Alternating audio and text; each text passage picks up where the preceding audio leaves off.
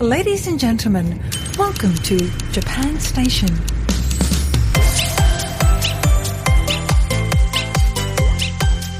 Welcome to Japan Station, a production of JapanKid.com. This is the podcast where we teach you everything you should know about Japan, plus a few other things. I'm your host, founder of JapanKid.com, and the anime linguist on YouTube, Tony R. Vega. So today we're talking about fake priests in Japan. So this is a rebroadcast of an episode of my other podcast, Ichimon Japan, not being produced anymore, but there's tons of content over there. So this is an episode where I interviewed somebody who actually worked as a fake priest. And what I mean is one of those priests, well, quote unquote priest, he's not an actual priest, that marries people at chapels in Japan. It's a super interesting interview because it's such a quirky aspect of society in Japan. I don't think this is as common these days, but I'm sure it still happens. This is much more of a thing that was probably, I think it probably emerged like in the bubble era and then kind of stuck around for a few decades. And nowadays, it's probably not so common. But if you look hard enough, I'm sure you can still find old white guys playing the part of priests in Japan. Don't forget to subscribe, like, and comment. Everything you can do, whether it's on YouTube at Japankyo News or over on Apple Podcasts and all that stuff, everything helps. And if you're planning a trip to Japan and you need a SIM card that gives you voice and data, so a Japanese phone number, then use mobile.com/Tony Japan to get 10% off your purchase over at Mobile. They're big supporters of what I do and my big walks across Japan. And well, that's my affiliate link. So again, that's mobile.com/Tony Japan. Link in the show notes. Let's get to the episode. When you go to a wedding, like bridal arrangement agency or whatever, and you fill out your forms and you say, you know, you want this and you want that. Like when they ask you, do you want a priest? Is there a box here that for you can foreigner? check? Yeah, do you want a foreign priest or do you want a Japanese priest? How many centimeters tall is your minimum? Yeah.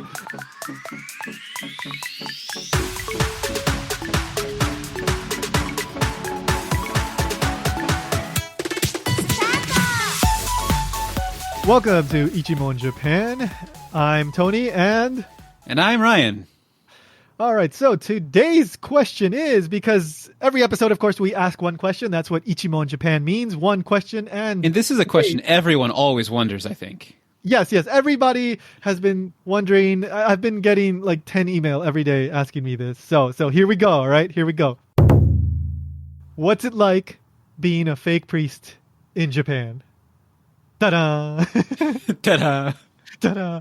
So, all right. So very briefly. So in Japan, of course, there people do get married, right? That is a thing that happens. Sometimes. Sometimes, yes. It may be less than before, as if you were to believe news reports, but there are still people that get married, and some people really like to get married in like the Christian-ish wedding chapels. Joking aside, I think that's by far the most popular style now. Yeah, you definitely see that a lot. Sometimes you do see like the Shinto, shrine. That still exists, but I don't think it's. I agree. It doesn't seem like it's as common. And part of the whole getting married at a chapel is that you have some kind of officiator, that does the whole like I pronounce you man and wife and takes you through the whole ceremony. And it's very, very common. I ran across this in Japanese media, but if you actually go to a chapel, you'll probably see it too.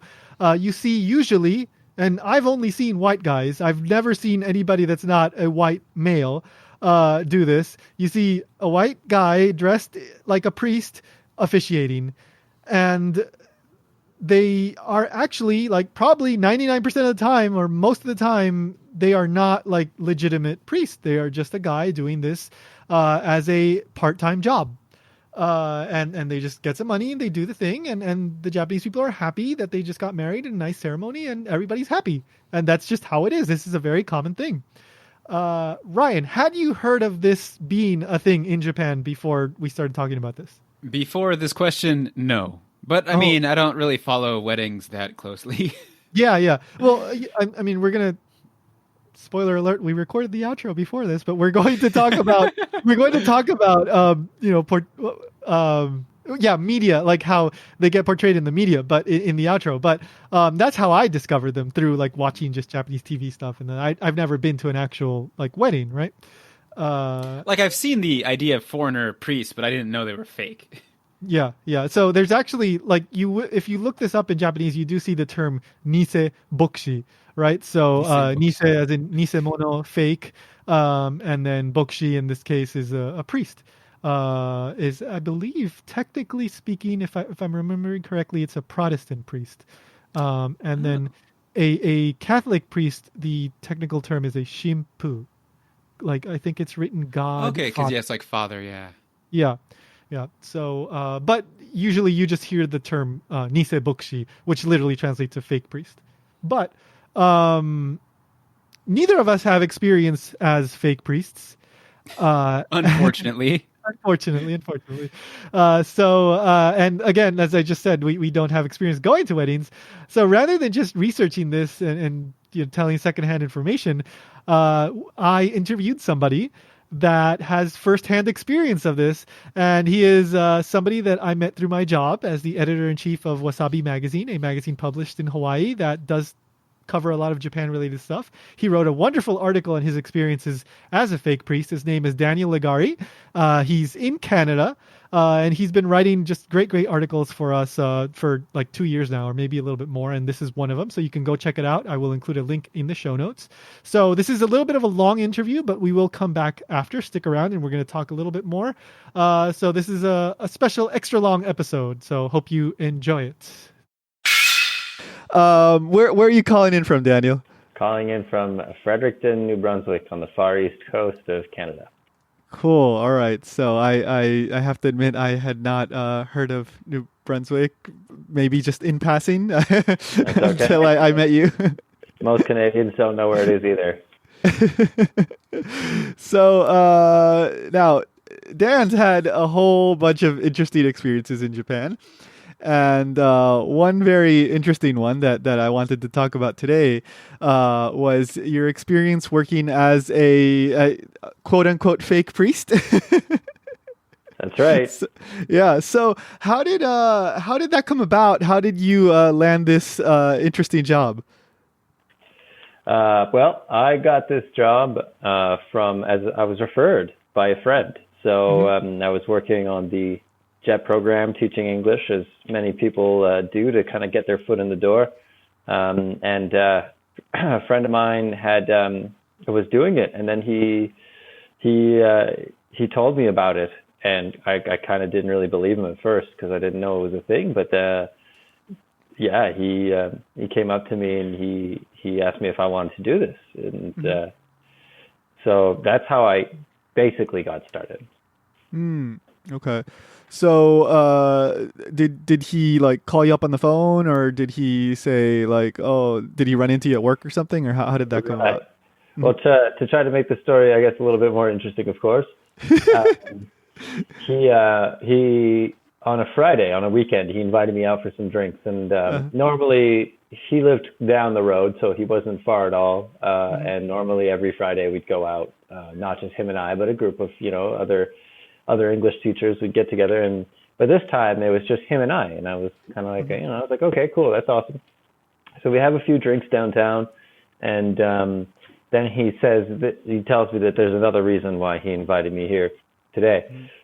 And so he asked me at first to keep it a secret because it's something he didn't really want people to know. So he showed me a picture on his phone of him in this like long white robe and with a crucifix around his neck, and I'm just kind of, I was like, what am I looking at here? And he says, well, on the weekends I'm a priest. And I just kind of laughed at him. I was like, okay, like that's weird, that's funny, and kind of interesting, but he said, yeah, he was serious about it. And I asked him, okay, why are you telling me this? And he goes, well, I'm leaving soon, like my contract's ending and I need someone to take it over. Just looks at me and just goes like, so, and that's when I was offered to become a priest, to marry people. Yeah. And of course I had a lot of questions. Yeah. A lot of questions, but we sat down over a few beers. He answered them, and after about an hour of me like making sure this was real, I accepted an offer to go watch him do one of his weddings, and so I kind of got to see. I went one morning with him and kind of got to see what he did. Shadowed him really, just from the outside. Hopefully, no one saw that I was in there, and I watched him do it, and afterwards he said, do you want to do it? And I thought, sure. This seems like something I could do. And it paid pretty well too, so I thought that would be a decent thing. So about how much does one of these gigs pay? When I did it, it was Ichimon M, so 10,000 yen per wedding. Yeah. I do know that in the past it used to be a lot more. Yeah. There was another guy that I met who did it, who had been doing it for a long time, and he went down to Ichimon Gosen, so 15,000 N, and he refused to go any lower because he'd been doing it for so long. But he was saying before, it could be up to 2.5. Yeah. But now the business has grown so much, it's kind of exploded since the 90s and early 2000s, that there's a lot of competition, so the prices go down. And I have heard of people doing it for less. But I was happy. Like I had no idea. I'd be down every weekend. I'd do, on average 2 or 3, sometimes 1 on the busy weekend. Sometimes I'd do 6 or 7, like 4 one day and then 3 the next. That was only a couple of weekends per year, like prime time wedding time. Right. But when you get home after the last one, and even in just normal times, you get home on Sunday afternoon, and you thought, okay, I worked about 4 hours today. I just made $300. I'll keep doing it. Yeah. So 10,000 yen is roughly about $100 US. So that's pretty good money. Yeah, give or take. It is. Yeah. I will jump in and also say though, at first, of course, the money is what got me hired, but I didn't really keep doing it for the money in the end. The job was actually very rewarding and enjoyable, and it was something that I was happy to do. But I do it for free? No, of course not. But it was never something that when I went to work, I didn't feel like, I just got to make the money and get out of there. I kind of felt that way about the job I was working, during the week. Yeah. Eventually, the teaching job, and that's a whole other podcast you could get into a debate about. Definitely. I mean, I have that kind of experience too, so maybe that's something we can talk about in the future. But sure, if you want to get into that. And I love Japan, but then I sometimes find myself bashing it. I'm just kind of do I really love this? Why did I do this? Yeah. No, I get it. But I would, if I went back to Japan permanently, which is not impossible, or at least for a few more years, one of the first things I'm going to do is contact a guy that I was working for and say, do you still need someone? Because I'd be more than happy to jump in. And the owner, who is also an actual priest, if you heard this, I don't know if he'd like it if I called it a fake priest, because he was at those moments, I was, a priest to him. And, I was part of I was not just an employee doing this for the money. He was really he was a real priest, a true Christian. And he, I'm kind of derailing here from what you. That's all right. No. So, let's go back to the beginning in a way. So you show up. You say you're going to do the job. Is there some kind of training? Do they give you a manual? How do you prepare to do this job? Right. So I asked the boss, the guy who owned the company, again, the Christian guy. He's from Holland, and he came to Japan in the 70s or 80s to preach, and eventually started doing the weddings. He was one of the first, I think, or one of the first of a handful. And I asked him the same thing, because I straight up told him when I started, look, am I, is this okay? Is this morally acceptable? Like, should I be doing this? And am I qualified, or am I capable? And I still remember exactly what he told me. He looked at me the whole time. He had this big smile on his face, and he spoke so calmly, and he was actually a very, very nice man to speak to. He just seemed always so happy to talk to anybody. And he just goes, he says something along the lines of, as long as you have happiness in your heart, which I thought was extremely cheesy when I heard it, but I also thought it was kind of sweet. Like, that's kind of cute. Okay, sure. Right. So let's just go on. So he told me that there's a script, and I just follow the script. The only thing that changes is I got to make sure I get the names right. And that was, so if there was one thing I took extremely seriously, was making sure I knew the names. And I used little kind of the smallest Post-its you can get, like the single ones that you use to tag books and stuff. And I would put the names in the areas in the script and make sure that even before the wedding started, that I kind of, in my head, and sometimes said their names like 10 times or something to make sure that because sometimes I would do weddings one after the other. Like in the busy season, it would be, 3-4 hours, like 1, 2, 3, 4, from 9 a.m. to 1 p.m. You just bang, bang, bang, bang. And you don't want to be doing a wedding and then say the name of someone else.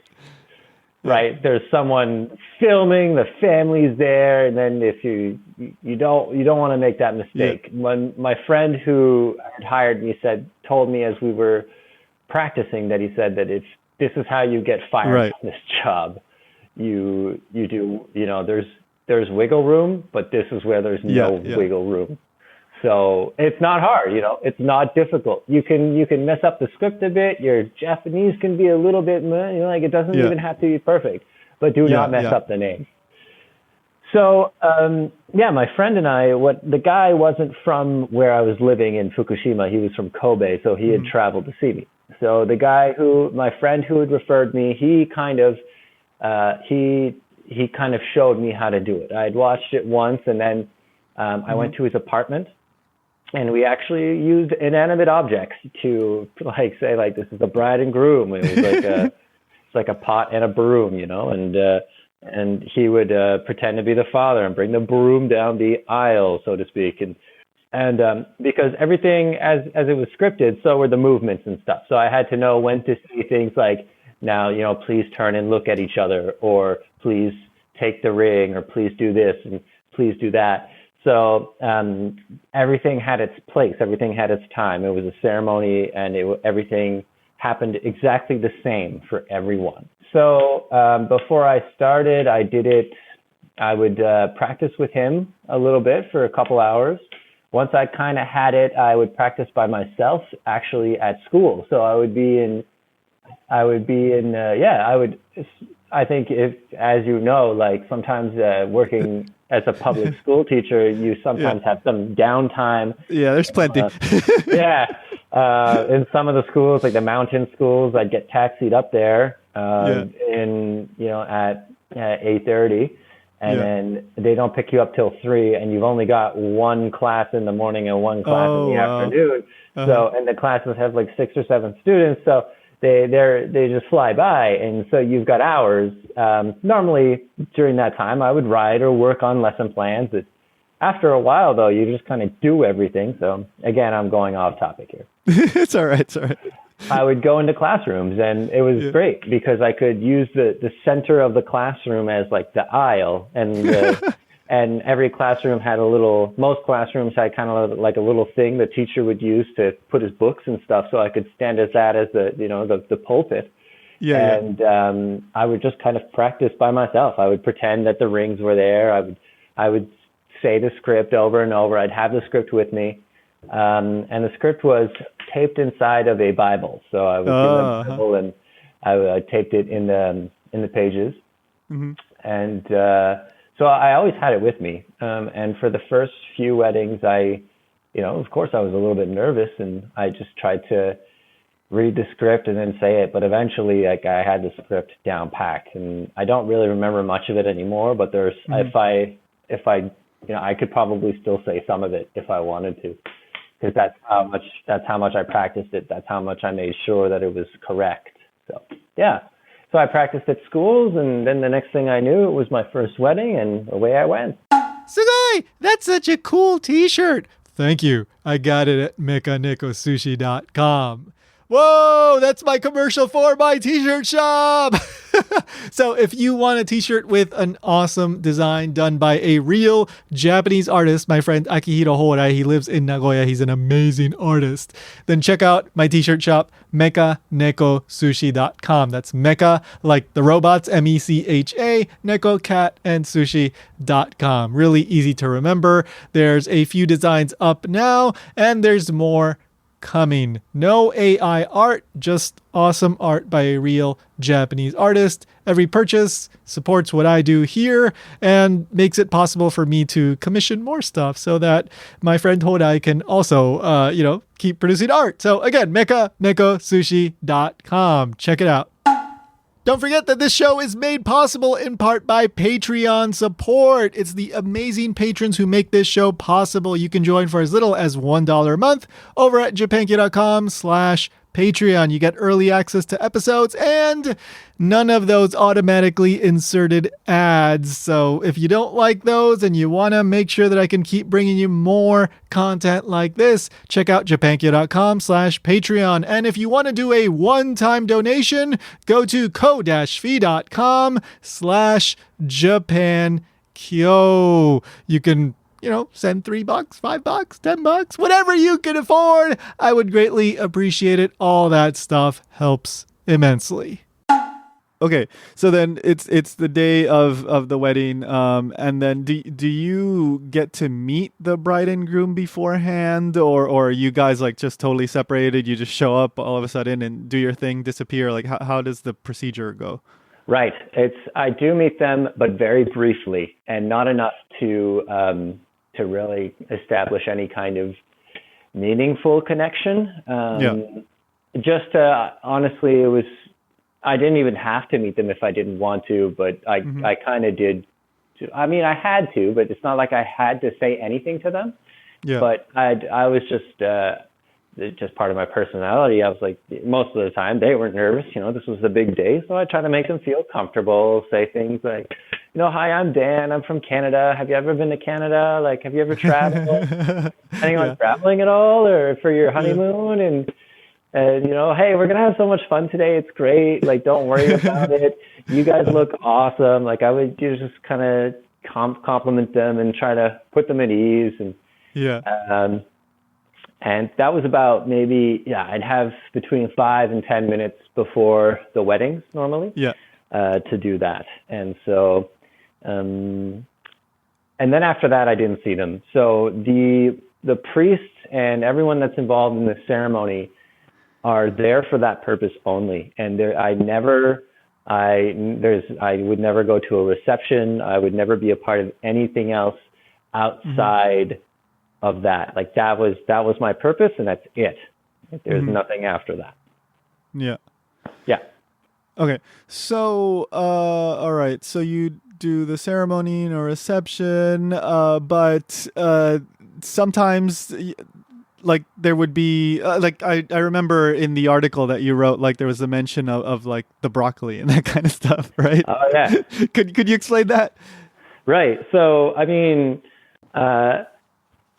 just like ceremonies in North America, there's tiny little traditions that people like to do or pass down, and one thing here is, the flower toss, where the bride will have a bouquet of flowers and she throws it to all their bridesmaids and they all try to catch it, and it's supposed to have some kind of modicum of symbolism, but really it's just for fun.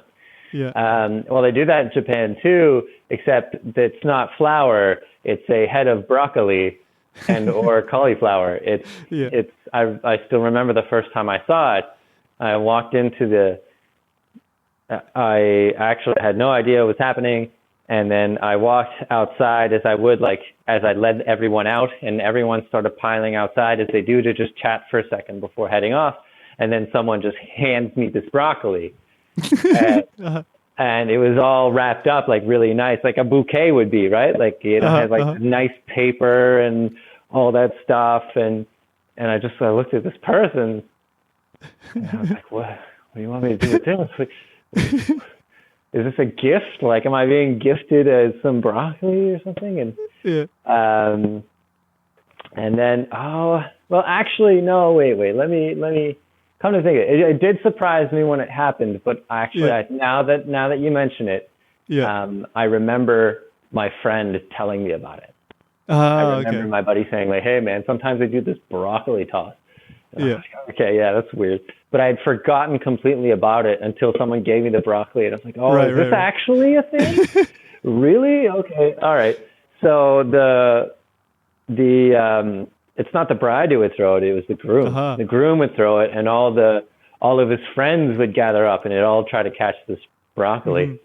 And then so I went up to one of the women who worked with me, and I said, "What's the whole point of this?"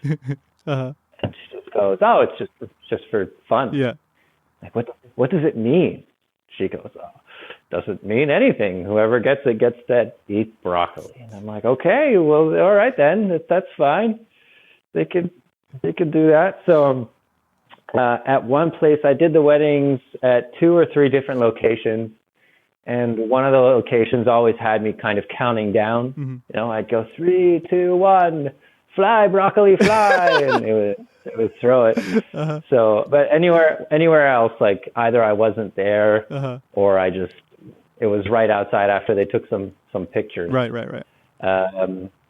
Usually the very last thing I would do in most places before I went back in and cleaned up was they would do like a flower petal toss. Like everyone would receive like flower petals in their hands, and then the bride and groom would come in, and they would walk in between everyone, and everyone would throw the flower petals. You know, that kind of nice little. Yeah. As they exit the church in America, everyone's throwing like the confetti or flower petals and stuff. Yeah, or like rice, right? Like in the West, you often see rice. I'd never seen flower petals.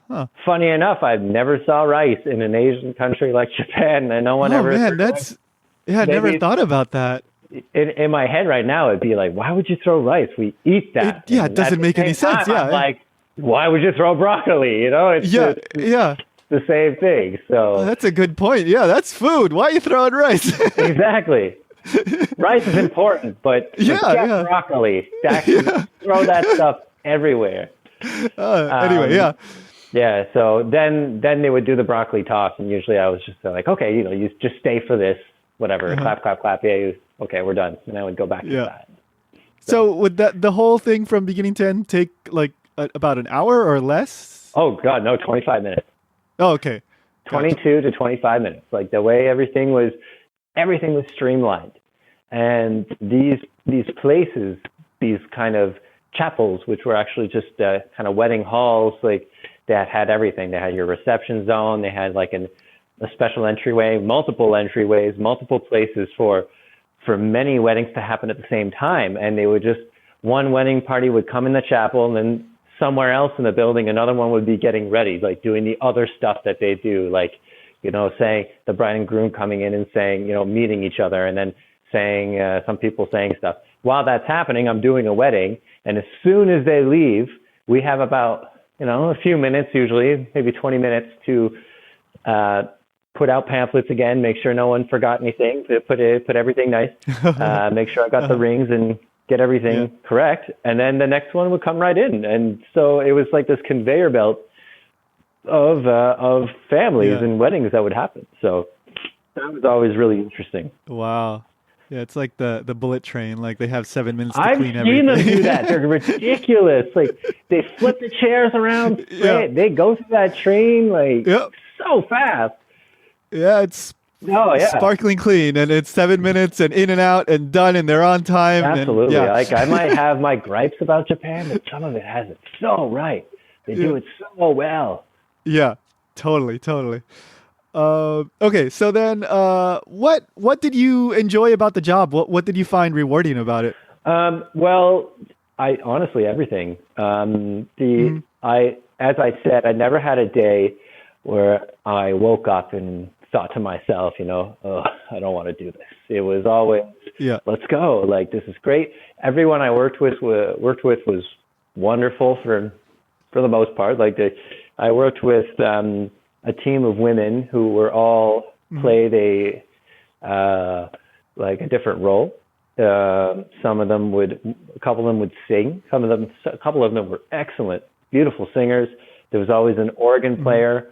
Once in a while, depending on what the wedding party wanted, they could hire more musicians. So sometimes they would hire people to play trumpet or people to play the flute and stuff like that. Rarely, but it would happen. So, and a couple of helpers that would kind of, help people sit down, help them get up, be there for the bride and groom for whatever they needed. So it was me and a team of 4 or 5 women, sometimes less, sometimes 2 or 3, depending on the size of the wedding.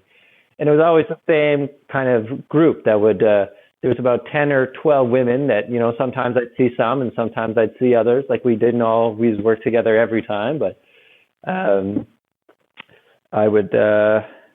they were all great to work with.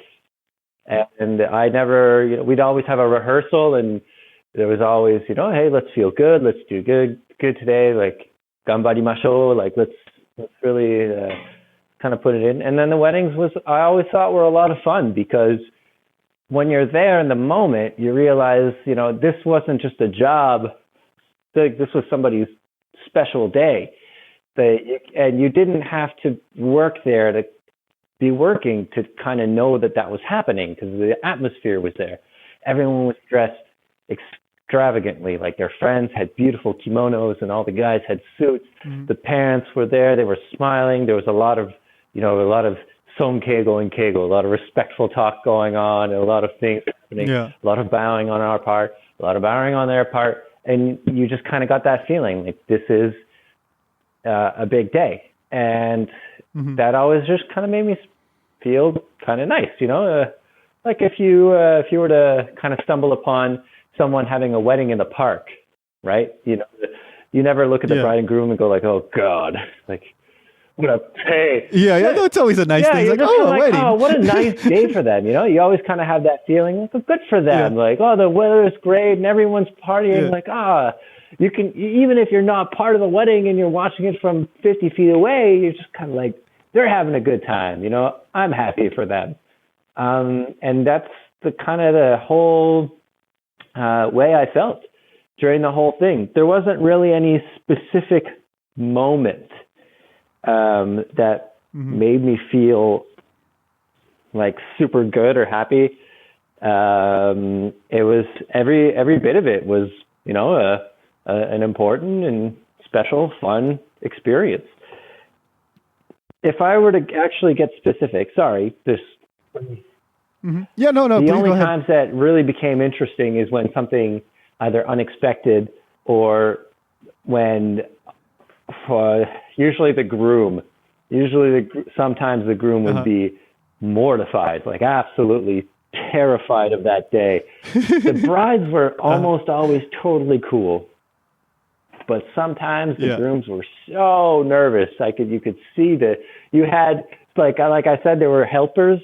They would be there beside him with like a towel for him to like brush his forehead off, like from the sweat. And I'd ask them to, take the ring, and their hands would be like shaking so hard. And so that when they'd say their vows, it'd be like, boku ga, blah, blah, blah. And I was just like, dude, just chill. Like, this is fine. Like, this is great. And it always kind of put a little bit of tension during a wedding, but it also kind of made it like, oh, this hasn't happened before. Like, what are we going to deal with kind of situation. So. Yeah. No, that's cool. I mean, like it's fun to see going on, but also it's clear that you felt that you had purpose, that you were working together with other people to bring something together, something which unfortunately sometimes lacks from certain English teaching jobs. Oh, yeah. So I totally get that. Like you feel like a sense of like accomplishment, Yes, right? you know what? I think, Yeah. geez, I spoke for about 10 minutes straight, but I think you just hit it in that one sentence. Uh, Yeah. it's you did feel like you were a part of the day and that you had Yeah. a purpose and you weren't really doing it for yourself either. So that kind of also brought a little bit of that feeling of kindness and humility. So that was always a lot of fun. Yeah, that's cool. So, you've had a few interesting experiences. It seems like when you were working as the priest job, but one that you mentioned in the article involved somebody just asking you to bless their child, right? Could you explain how that what that was about? Like what happened? Yeah, well, simply put, there was a wedding that happened, and at the end of the wedding, I go towards the doors and bow as everybody leaves. Say thank you very much. It's just thank you very much. Bow, bow, bow, bow. And this woman came with a wheelchair, and with her what I presumed was her son, in a wheelchair, and the boy had the guy was, I wouldn't say he was a boy. He was an adult, but he had obviously a severe special needs, disability of some kind. And so when everyone shuffled out, one of the helpers came to me and asked me that this woman wanted to see me. And so I went up to her and she basically asked me to bless her child. And in my head, I am this is not something that I'm qualified for. This is something that this is all my internal monologue. Like I actually, because one of the things I made sure to say was that, I don't really believe in God and stuff like that, even though I kind of preached it during these weddings. Right. But you said that to the guy that hired you, right? Yeah, I told him like, hey, I am not a religious person, and he goes, that's fine. Right. But again, I wasn't, like I said, when you're there, you're doing it. I was playing a role, and it just, even if I wasn't a priest, like if someone asked me to say something nice about their kid with a disability or bless their child, I'd give it my best shot. And so there I was, as a priest at the time. So I did what a priest would do. I tried my best to bless him. I got down on one knee, put my hand on his hand/knee, like he had his hands toward his knee. So I took his hand and I just whispered some really kind words and said things along the lines of, may God protect you, and may his light fill your life with kindness, you and your family, and may you find, I don't remember exactly what I said, but some nice stuff. Sure. Because honestly, I didn't know what to say. What does that exactly mean to bless somebody? Right. I could have just said like, I bless you, but I wanted to make it seem more than just that. You can't just go down on one knee and say, I bless you, and then get up. So sure. Yeah. I got down and I blessed him as best as I could. Yeah. And in that moment, it was it didn't really matter what I believed. It was all about just making this a really special day. So yeah, that was kind of an interesting experience that stuck with me because no one's ever asked me to do that before. So yeah. Yeah. It's a tough situation to be in, right? It's like, what do you say? It's like, no, I actually blah, blah, blah. And then they just kind of leave like all like, oh, sad or whatever. I probably get a phone call after that, Yeah. I actually, now that you mention it, I do remember on a couple of occasions, the bride and groom, when I met them at the beginning, asking me how long I'd been a priest or like where I studied. to be a priest. And I mean, I was always just like, oh, North America. I obviously was not going to be like, oh, this is just a part-time job. Yeah. Or like, oh, I'm not a real priest. Because even if they came up to me and be like, you're not a real priest, all right? Like I know what you're doing. Like, this is just a job for you. Yeah. I would basically, play the fool. I'd be like, I don't know what you're talking about. Like, this is, I also couldn't just go around being like, hey, you know what? This was all just a farce kind of thing. I wasn't going to do that. Like, that's. Yeah. No, it's tough, right? Like, you're there to do a thing, and you want to do it as good as you can. And I think for the most part, Japanese people are aware that this is a job, right? The majority of people in this position are not like actual priests that have done, seminary school and all that. But I guess there's still some people that are not clear on that. Yeah. I mean, but that's fine. Like, again, it was part of my job. So, regardless, I was happy to do it, from the blessing to anything. Yeah. I think if they asked me to perform an exorcism, I would try that too. But you don't know how successful I'd be. You did consult with the actual, like the boss, the priest, when the blessing thing happened, right? You did say so this happened. Is that okay? Like, I think so. I'm pretty sure I did. I don't really remember it. Yeah. But I think one day, during like a work party, because we had once a year he'd come and we'd get together and he'd thank me and just kind of go out to an izakaya or something, right? And have a few bites to eat. Mm-hmm. I think I mentioned that to him at that time, or that the word somehow got to him, and he asked me, "Did you bless somebody?" And I was like, "Whoa, oh yeah, something." One of those two things I think happened. Yeah. And he was like, "Oh, thank you for doing that. That's so kind of you." So that was all really I could have asked for. Good. No, that's good. I'm glad he understands. Because it's like I said, it's a tough situation to be in when somebody suddenly throws something like that at you. Like, what are you going to do? Right. Yeah. You played a role. Yeah. So, all right. So then, did anything funny, crazy, weird ever happen during your time on the job? Yes. Okay. Yes, please. Yeah, one specific thing I'll never forget, and it goes up there with one of the most ridiculous moments of something that's ever happened at work. I have some similar stories from other jobs, but in those jobs, they're more likely to happen. As a bartender, you'll see crazy things that drunk people will do. Yeah. But not at a wedding, at least not a Japanese one. So I was doing a wedding. Everything was going fine. And the bride and groom had just kissed. Like I just said, you may now kiss the bride. Right. The organ, da, da, da, da, and they kissed. Everybody clapped. I said, now please turn towards the crowd. So they turn and face the crowd. So this is important because they're not facing me anymore. Yeah. And the camera that's filming them is out of view. So the camera is to my left, kind of on the side. And it's one of those big, it's not just a little camcorder. They hired a big camera, an actual cameraman to take pro footage. Yeah. So there's a professional cameraman there with this massive tripod and this huge television camera.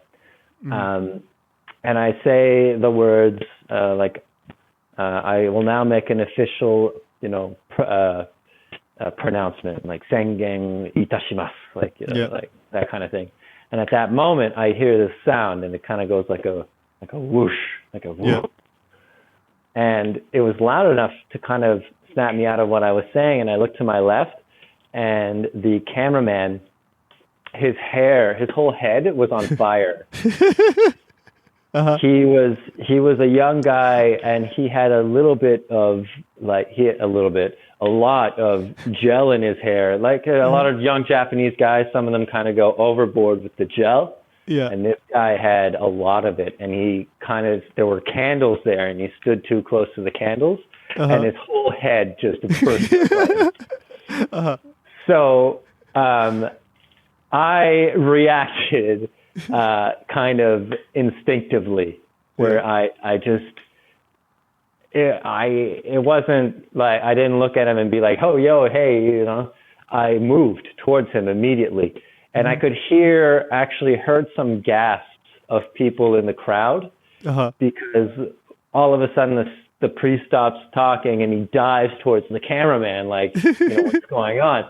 The bride and groom, again, did not see this, or at least they didn't see it when it happened. Yeah. So I'm diving there with my hand about to, hit this guy in the head. Yeah. But he notices at the last second and just kind of quickly brushes his hand through his hair. There's a second or two where he does it and the flames go out, and he goes right back to filming. And he sticks his face like into the visor, like, into the thing, which, they don't have to do that with those cameras nowadays. But I'm sure he wanted to kind of like hide his shame because right. He was like, oh God, like face and camera. And I just jumped right back to where I was and kept reading from the script. Now, this all happened in about between a 3 to 5 second window. Right. Yeah. But it felt like so much longer. And I couldn't keep a straight face. Like through the rest of the wedding, I was trying to say the words, but I would chuckle like here and there. And this whole time I was in my head, I'm like, be serious, be professional, be professional. Yeah. And I'm saying, like, I now pronounce this husband and wife, like trying not to laugh. Right. So the fact that a guy almost caught, or basically did catch on fire mid wedding was an interesting one. Yeah. So watch your head around candles, right? Watch your head around candles. I didn't see him much after that, but whenever I did, I called him moe-kun, like as in the verb for to burn. Or, I don't think he liked that because he never talked to me after that. He just kind of looked at me and walked away. He might have gotten in big trouble for that. Like, I don't know. That's a show stealer, man. Yeah. It is. It wasn't his fault. Like, poor guy. Like, but honestly, things happen. Of like, and the smell was so bad. If the bride and groom didn't see it happening, they definitely smelt the aftermath because for a good 5 minutes, it just reeked of burnt hair. Like, all around the front of the pulpit and stuff. So, anyways, the show must go on. So it did, and then afterwards, I think I remember talking to like my. I think I was making too big of a deal out of it because it just totally took me out of my element. Yeah. And, the women that I worked with, I was like, "Did you see that?" And they were like, "Just forget it. Don't talk about it. Focus on the next wedding." Yeah, well, it was a visible flame, right? Yes, like as if his head, it wasn't like his it's entire like Ghost Rider. Yeah, basically, like the top of his head had fire that was about 6 to 7 inches, no, maybe 5 inches, like coming off of his head. Like it wasn't just a little like candle flame. It ignited. Yeah. And so there was, he probably had a bald spot. Pretty nasty. So that's pretty funny. The one, the biggest story. Other than that, nothing really major. Just little things happening when they're not supposed to. Sure. Sometimes the bride and groom would get these big balls that they would hang from the ceiling that were supposed to open at a certain time. As they're leaving. They're popular in Japan. Like the big golden balls that open and like a flag comes out and lots of confetti and stuff. Okay. So a couple of times they had those, but they would just pop open mid wedding. Like, I'm talking and then bam, and it opens. And so everyone just kind of looks a little disappointed, and I just keep going. And I'm just like, oh, your balloon popped, like. Yeah. Can't be helped. So yeah, that's pretty normal. So those have to be the moments. Gotcha. All right. So there might be footage out there in some like, Tanaka house of you like looking at the camera in utter shock. I think they probably edited that out, and if that footage exists, it's like locked away in an editor's file folder somewhere, or probably deleted as like to burn the evidence. Yeah, burn the evidence. Yes. Yeah, forgive my pun there. All right. Well, so if anybody wants to get in touch with you to, write an article or do translation, because Dan does some, awesome translation. He's been doing that for us at Wasabi Magazine from Japanese to English. Where can people contact you? They can email me at danlegaretranslations@gmail.com. So DANLEGARE translations@gmail.com. Awesome. Well, Dan, thanks for sharing your experiences working at weddings as a priest. No worries. Japan. Thank you. No, thank you so much for having me. Okay, so Ryan, wasn't that a fun interview? Oh, extremely. Okay, so I have a question for you, Ryan. Okay. So, would you do this job? Would you be a fake priest in Japan? Probably at least once. I like to try new things, and it sounds kind of cool.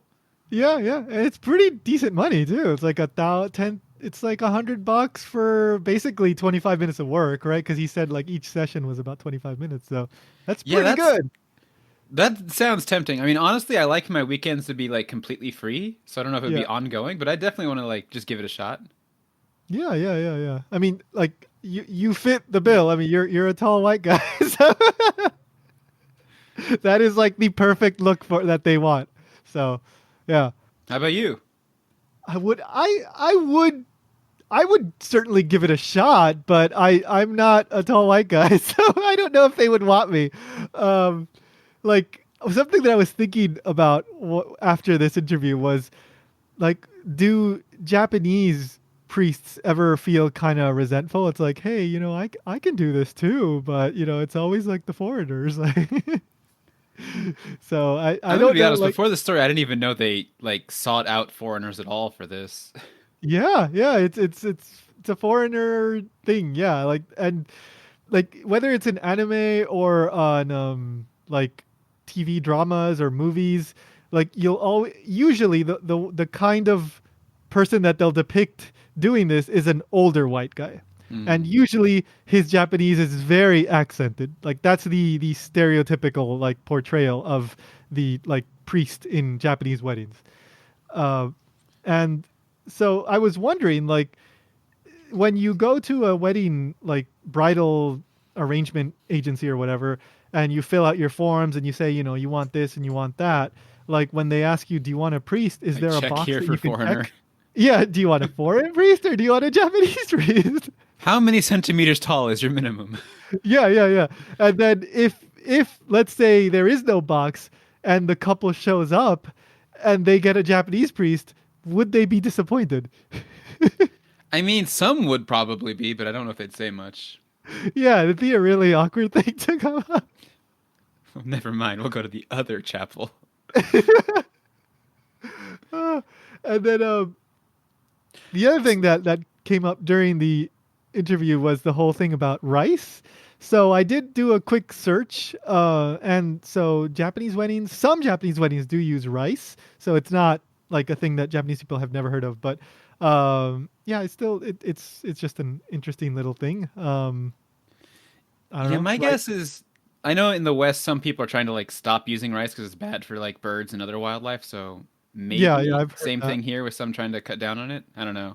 True. Yeah. Maybe it's just less common, and plus, I mean, it's food, but like we said, that doesn't stop the whole broccoli thing either. So yeah, it kind of makes me rethink my experience in Japan because I've been to a few like receptions and after parties, but I've never actually been invited to the actual wedding ceremony in Japan. And I've been here 8 years, so I guess I have no friends. Nor have I. Yeah, nor have I. I mean, yeah, I think if you meet a few more Japanese people, like once you move out of that area and you meet more people in your like age range, you're probably gonna there's a good chance you'll have an invitation eventually. But I only went to one nijikai, which is like the after party. But that's it. I never actually went to a real wedding. Yeah, I think I remember distinctly one, and I had another friend who got married, and I'm like, I probably went to his, but I don't remember it. Jeez. I must have. We were pretty good friends. I don't think he'd not invite me, but Well, I have no memory at all. If you ever have He invited me to his bachelor party. I do remember that at least. Oh, what's the Did you go? I did not, because it was. Oh, man. Yeah. It was the same as a Western one, exactly. What was like? They just spent like 3 hours at a strip club. Okay, that's what I was gonna ask, because that's the stereotypical like Western, order a stripper or go to a strip club and drink a whole bunch. Yeah. Okay, so there we go. Question answered. Well, he was British, so that might be why. His wife was Japanese, but Gotcha. Well, I wonder if she was okay with that. Well, I guess she was okay with it in the end. I'm not entirely certain she knew about it. I mean, I think she probably did, but like, no one explicitly said like, "Oh yeah, she knows." I just like. Gotcha. All right. Well, Ryan, anything else you want to add about fake priests? Well, since we were talking about if they would feel disappointed if it was a Japanese priest, one of my friends that I knew when I lived in Osaka, her father was a Japanese Christian pastor who did perform weddings. Ah, okay. So actual Japanese wedding officiators definitely do exist. Yeah. Though I think he mostly did it for people who were like members of his church. So not just. I guess there would be strangers too, though. Probably fewer though than in these places. Probably, yeah. Like I was reading. I never really asked for the specifics. Just sometimes she'd be like, "Oh, he's busy this time doing a weekend or doing a wedding." Right. Like I was reading. It was an article.